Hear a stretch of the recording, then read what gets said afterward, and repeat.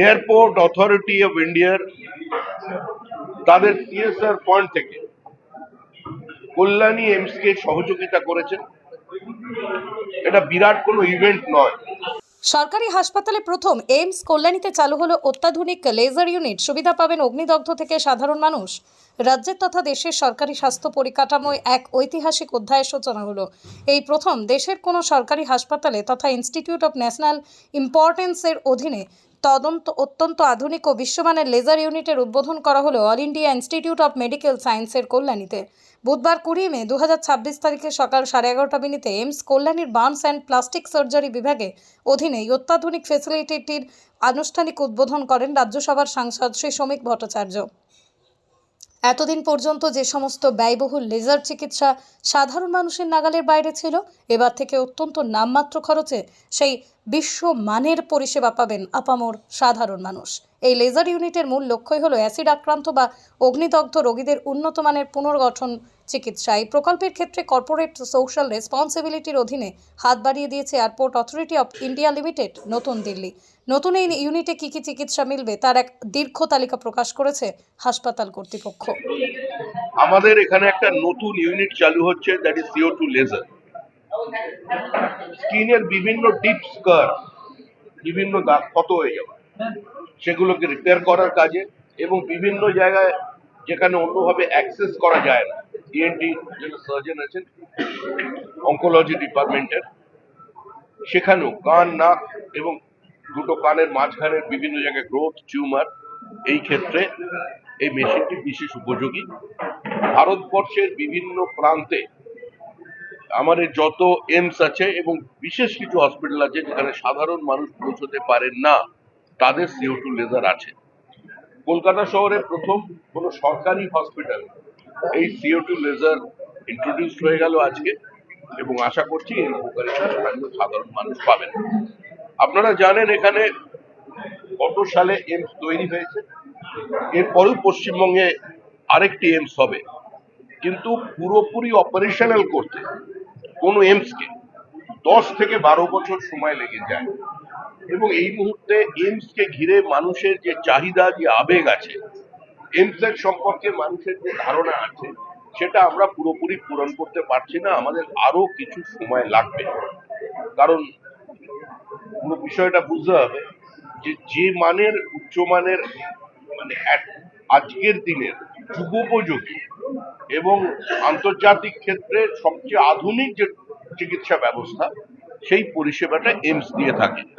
তার ফলে সেই এক্সপার্টাইজটাকে সেই জায়গায় তুলে নিয়ে যেতে গেলে, এবং তার জন্য যা কিছু অ্যাক্সেসরিজ আছে, যা কিছু মেডিকেল ইকুইপমেন্টস আছে, নন মেডিকেল স্টাফস আছে, এবং তাদের এক্সপার্টাইজটাকে যদি এলিভেট আমরা করতে চাই, তাহলে একটা সময়ের প্রয়োজন আছে।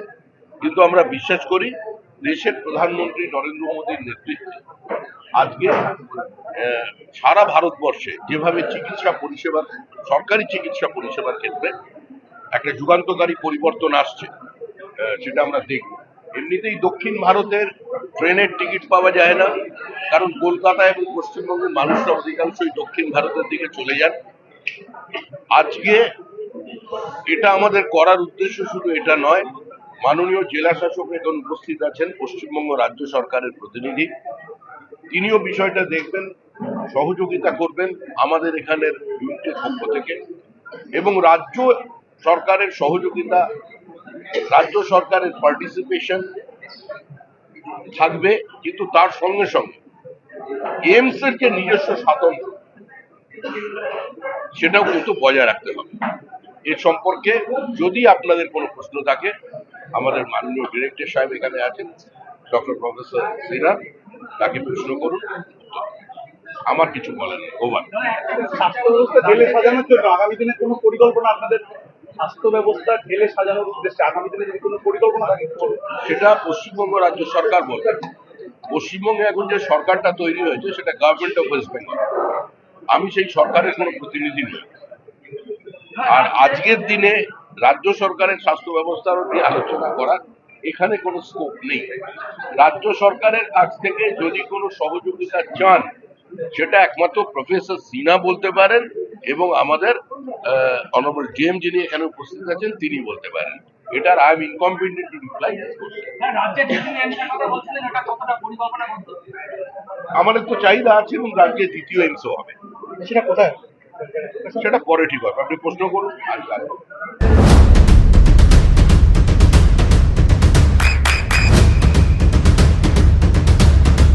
বৃষ্টিতেই স্বস্তি। বৃষ্টি অ্যাকোয়া বিশুদ্ধ পানীয় জল। আর আজকে গান অ্যান্ড প্লাস্টিক সার্জারির বিষয়ে নতুন একটি বিভাগ শুরু হলো। আর সেই হিসাবে এখানে প্রতিনিয়তই যারা প্রতিবন্ধী মানুষ তাদেরকে বিভিন্ন রকম সাজ সরঞ্জাম দিয়ে তারা যাতে চলতে পারে সক্ষম ব্যক্তিদের এটা করা হয়। আমি যেহেতু এই প্রোগ্রামে ছিলাম, আমাদেরকে আগে থেকেও বলা ছিল এখানে কিছু তাদের হাতে তুলে দেওয়ার জন্য, সেই হিসাবে নিজের হাতে সেটাকে প্রদান করে হুইল চেয়ার দেওয়া হলো, ট্রাইসাইকেল দেওয়া হলো এবং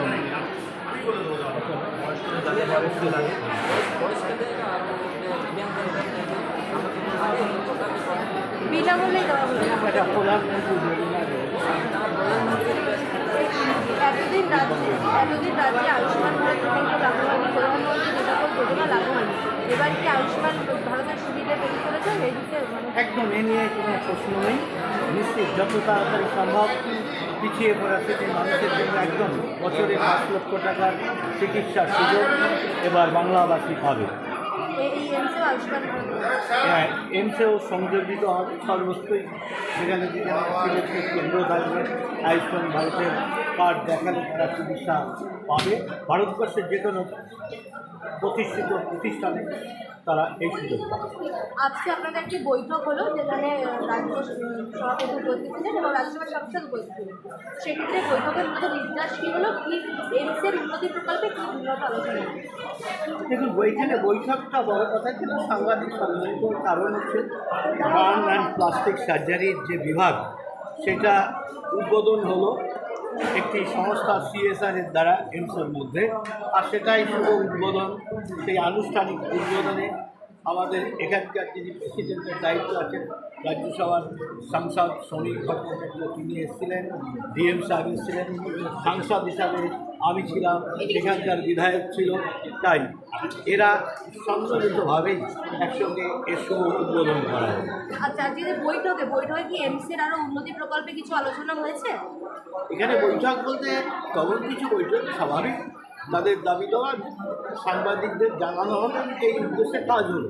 আর বাদবাকি যেটা সেটা এখানকার বর্তমান স্থিতি কী কী আছে, কী কী ঘাটতি আছে সেটা জানা হলো।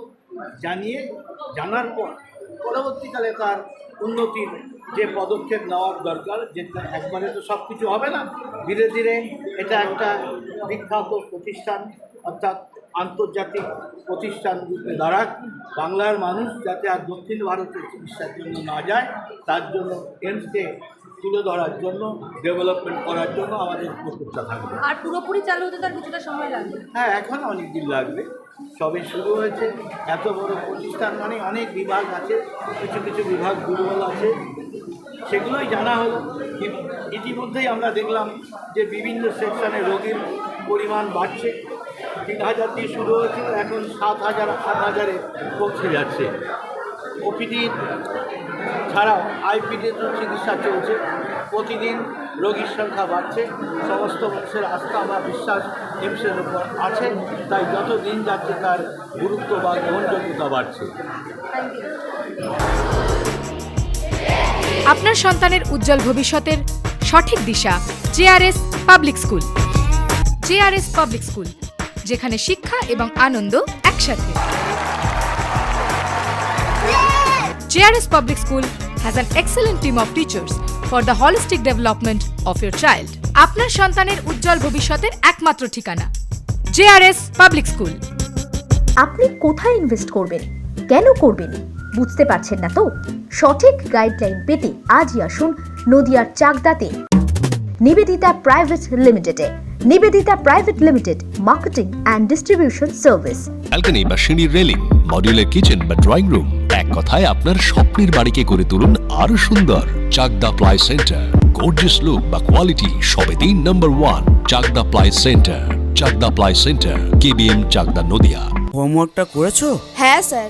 এ বাবা, ভুল করেছো কেন? চোখে কেমন ঝাপসা দেখছি, লিখতে আর পড়তে খুব সমস্যা হচ্ছে। চাকদার মডার্ন অপটিক্স থেকে ভালো চোখের ডাক্তার দেখিয়ে নাও। প্রতিদিন প্রকৃত চোখের ডাক্তার ও দৃষ্টি বিশেষজ্ঞ মডার্ন অপটিক্স চাকদহে। চাকদা অ্যালুমিনিয়াম সেন্টার, প্লাই, কাঁচ, laminates, kitchen fittings, door lock, window ও অ্যালুমিনিয়ামের খুচরো ও পাইকারি বিক্রেতা। চাকদা অ্যালুমিনিয়াম সেন্টার, পূর্ব লালপুর 50 নম্বর রেলগেটের পাশে, চাকদা, নদিয়া। নদিয়া জেলার সবথেকে বড় বিল্ডার্স চাকদার মা মনসা বিল্ডার্স, রড ও সিমেন্টের পাইকারি ও খুচরো বিক্রেতা। মা মনসা বিল্ডার্স, পদ্মবিলা, চাকদা, নদিয়া। রুম রে মাত্র 1500 টাকা থেকে স্টার, খাওয়া দাওয়া রিজনেবল প্রাইস। নদিয়ার একমাত্র 3 স্টার ক্যাটাগরি হোটেল এনবি সোনার বাংলা হোটেল, কল্যাণী এইমসের ঠিক উল্টো দিকে, কল্যাণী, নদিয়া। নদিয়ার একমাত্র অথরাইজড ডিস্ট্রিবিউটর ঘোষ কমিউনিকেশন, থানার